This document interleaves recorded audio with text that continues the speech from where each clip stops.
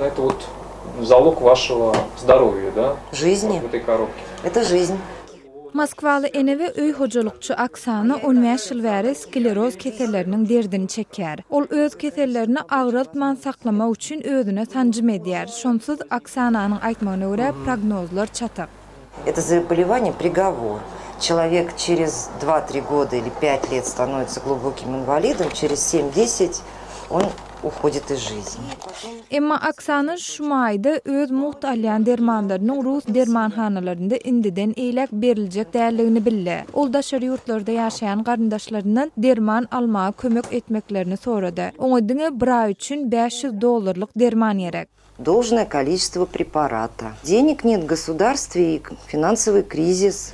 Oksana ýazylan dermanlar import edilen dermanlaryň arasynda we döwlet saglyk edaralary inni ol dermanlar bilen üpçün edilmeýär ýa-da olar düýpden el ýeterli däl. Dekabrda gol çekilen hökümet karary bolsa daşary ýurtlarda öndürilen dermanlaryň döwlet saglygy saklaýyş edaralary tarapyndan satyn alınmagyny çäklendirýär. Emma köp dermanlaryň ekwivalentleri el ýeterli däl. Neyrohirurg Aleksey Kashcheyev eýem näsaglaryň import çäklendirmelerinden aýlanyp geçmek üçin ejirwaryny kendine şayat oldu. Лечение детской эпилепсии в России заключается в том, что у нас нет ректальных форм реланиума, которые можно ввести ребенку. Он есть в Беларуси, например. Все мамы таких детей знают, что этот препарат можно контрабандно оттуда провозить. Это они делают.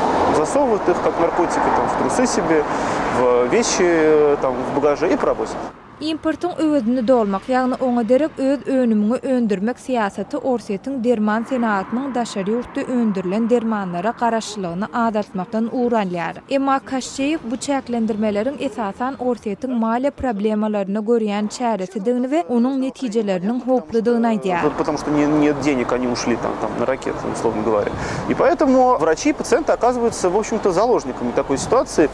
Bu özgürçler Tatyana Filimonova üçün şundan erwet wagty gelip bilmedi. Oňa 6 ay odal öýkün ragynyň 4-nji derejesiniň diagnozy goýuldy. Derur dermanlar bolsa Germaniýada öndürilýär. Вы представьте, я его пью 12-13 день, и у меня полностью пропал кашель. А я кашляла, начиная с января месяца, непрерывно.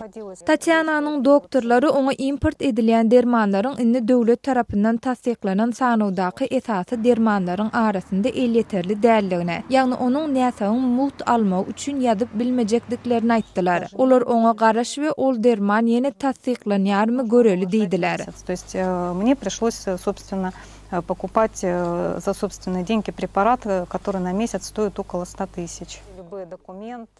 Bu Tatyananyň guruwy ýeterden has gymmat baha. Onsoň ol prawaslaw hristiýan jemgyýetçiliginiň agdalaryndan kömek sorady. Onuň inde zerur dermany bar. Emma Tatyana hökümetiň ýagtyny görmegine we özü ýaly agyr keselli näsaglaryň aman galmagyna ýardym edýän dermanlaryň öňüni baglaýan siýasatyny üýtgetmegine umyt baglaýar.